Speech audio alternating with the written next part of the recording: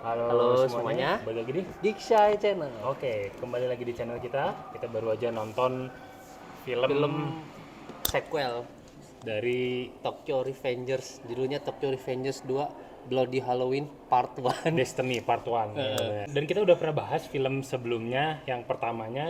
Nanti videonya gue taruh di atas seperti apa, mungkin teman-teman ada yang mau nonton. Dan memang ini lagi-lagi kita sedikit recap ya. Maksudnya ini merupakan live action dari sebuah manga tapi anime yang udah cukup lama sih, dan Iya, lama. udah sempat kita bahas juga. Nonton untuk lengkapnya nonton di video yang pertama. Di video yang pertama kita udah sempat bahas bahwa itu seperti tidak akan dilanjutkan. Jadi dibikin ya, ending tapi open ending itu iya kali kan, ya. open ending kan.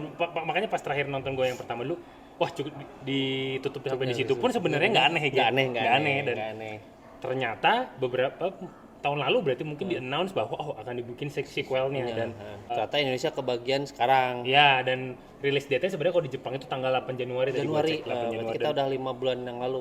agak telat, lumayan lama sih. lumayan lama, Cuman memang gue udah lihat beberapa potongan-potongannya di TikTok, dan gue setiap kali ada potongannya gue skip terus, gue nggak mau lihat. Takut spoiler.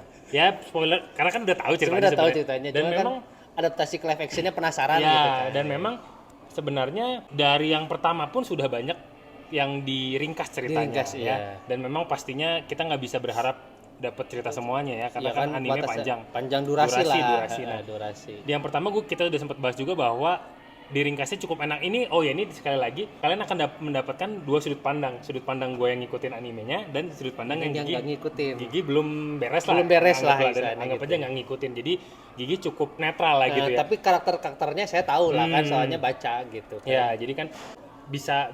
Nah, yang bisa gue simpulkan tadi selama gue nonton adalah dari yang pertama maupun film yang kedua ini adalah live action ini bisa dinikmati dengan atau tanpa kita nonton animenya. Ya, itu yang buat karena awalnya juga dia ada sedikit recap walaupun dengan narasi ya. Iya. Jadi si karakter kita juga si Takemichi yang versi 10 tahun ke depannya dia ngejelasin, saya udah balik ke 10 tahun lalu, saya ngelakuin ini, ternyata hasilnya kayak gini. Nah, dari titik itulah dimulai filmnya ini gitu. Jadi walaupun enaknya sih kalau nonton live action ini dari yang pertama. Cuman nggak usah nonton animenya gitu. nggak usah nonton animenya karena gitu memang buat gue yang udah nonton pun jadi agak penasaran, karena ini ceritanya akan diringkas seperti apa. Nah, itu yang jadi menarik menurut gue. Dan kalau menurut lu Gih, maksudnya secara konflik, tadi gue sempat dengar komentar lu beberapa, memang secara konflik lumayan menarik nih. Menarik. Jujur sih intinya mah ini kan sebenarnya kalau kita teman-teman sering nonton film kayak time travel gitu kan sering ya. Cuman ini bisa dibilang agak beda gitu karena jujur ini kan intinya apa ya, pesan utamanya teh kan mau menghapus rantai kekerasan lah. Karena apa yang kau lakukan, apa yang kamu tabur, apa yang kau lakukan 10 tahun lalu teh nanti rantai kekerasan itu akan berulang akhirnya jadinya ke depannya. Nah, kita utama kita sebenarnya intinya pengen gitu doang. Tapi pintar di sini tuh ternyata nggak sesimpel itu gitu, maksudnya kayak mengubah masa depan teh dengan menyelamatkan ini kan dikiranya di film pertama dengan kayak gitu beres, ternyata dari situ mencegah itu terjadi.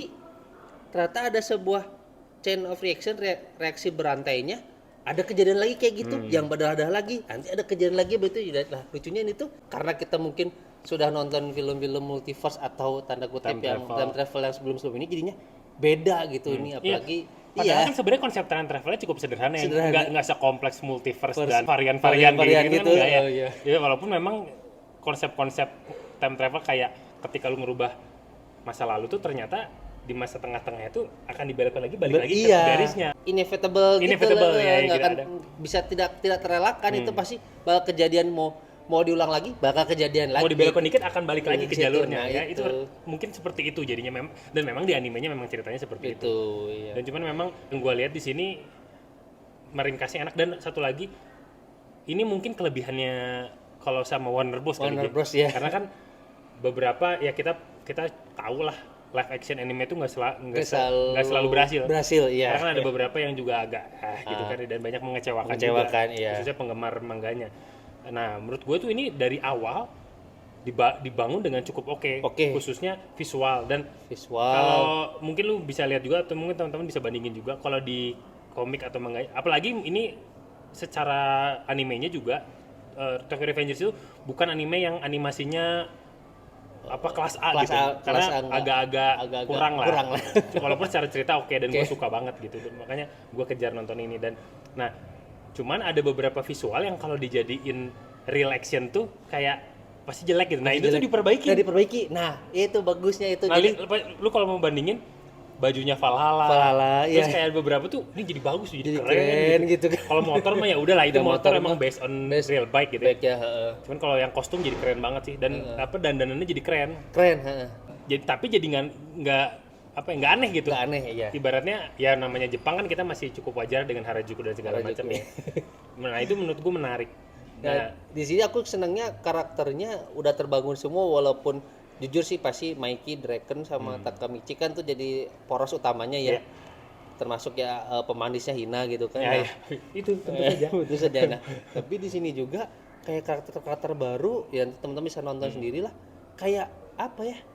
Natural aja gitu masuknya. Iya, dan sebenarnya kan yang pertama gue juga nggak terlalu berlebihan gitu. Yang pertama kan gue menanti-nantikan anggota yang lain sebenarnya. Kan paling ada si Pacin ada. Nah, si Baji ini kan memang ya ini karena favorit gue juga, si Baji ini kan di pertama nggak ada.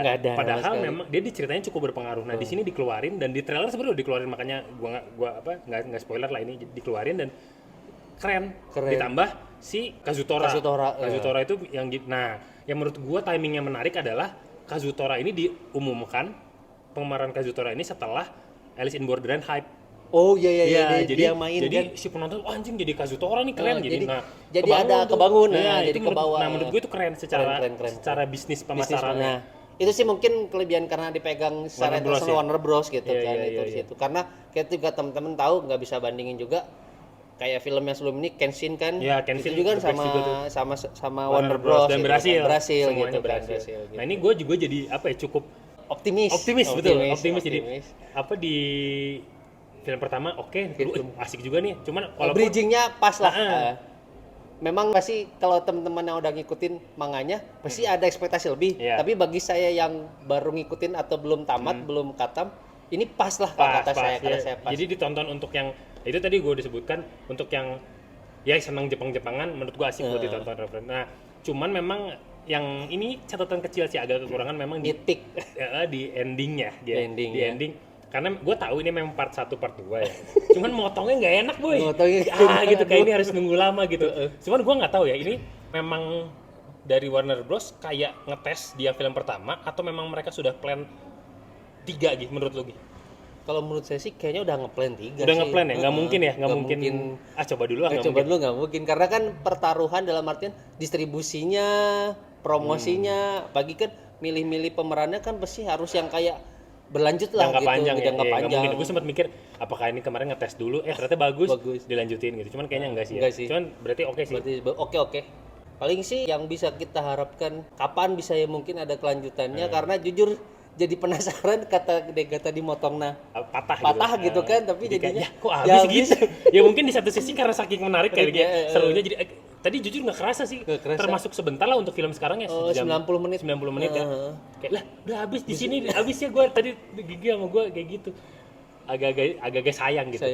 Cuman ya kita tunggu part keduanya apakah akan bisa menggambarkan geng Tokyo Manji ini dengan cukup oke ya. Yang pasti sih kalau menurut saya pribadi pasti udah beres sih syutingnya. Cuma tinggal dibagi aja ini kan kapannya. Nggak tahu nih apakah di yang ketiga ini beres ataukah ada kayak kalau Kenshin kalau nggak salah bikin sampai 4 kan? Sampai 4. Dia khusus film terakhirnya bener-bener isinya perang doang kan gitu kan. Iya. Ya baik sih, bisa jadi sih pendekatannya agak beda karena kan masalah culture yang geng-geng motor di Jepang gitu mungkin pendekatannya beda. Cuman untuk 2 film pertamanya ini saya sih menikmati. Dan satu lagi catatan kecil juga, mengobati kangen akan Crow Zero. Jadi seru, gue seneng anak-anak gitu. Crow Zero, tonjok-tonjokannya asik gitu. Terus lucunya di sini aku senengnya karena kita kan bisa dibilang otodidak ya, belajar bahasa Jepang, ngerti-ngerti. Lucunya mereka pintar gitu nge-switch dari bahasa gaul slang ke bahasa yang sehari-hari, terus ke bahasa yang resmi gitu. Jadi lucunya dapet gitu kan. Terus pintarnya juga di sini ya mungkin ya kelebihan kenapa jadinya harus ada 5 bulan itu subtitlenya di ngepas gitu. Pas dia ngomong yang agak resmi sehari-hari beda, tapi pas begajulan yang slangnya gitu kena juga di situ. Mungkin di situ sih mungkin jadi kena gitu, kita nggak cuman kayak terjemahin biasa aja gitu. Jadi bahasanya juga disesuaikan. Dan jokesnya tadi ada beberapa kena. Jadi lucu gitu. Apa ya Pak, kalau secara nilai sih berapa lebih? Masih sama kayak yang pertama lah ya? Kayak masih sama yang kayak pertama. Kita berapa sih lupa nilai juga. Ya 7,4 lah, 7,4 cukup entertaining buat kita. Gigi juga buat yang nggak ngikutin animenya juga menikmati. Kalau gue emang nggak bisa netral karena gue ngikutin anime, jadi gue pengen lihat Baji in bentuk orang live action. Iya. Ya. Oke, kurang lebih kayak gitu yang bisa kita nilai. Iya. Mungkin buat teman-teman mau nonton keburu hilang, mungkin nggak lama, coba tontonnya buat jujur ini sebenarnya ada film box office tapi kita milih ini dulu. Iya benar. Buat para wibu-wibu di luar sana, ayo kita ramaikan. Oke, jangan lupa subscribe. Makasih sudah nonton. Share ke teman-temannya. Kalau ada yang mau komen juga silakan di bawah. Buat kita diskusi bareng-bareng. Oke. Sampai jumpa di video selanjutnya. Bye bye.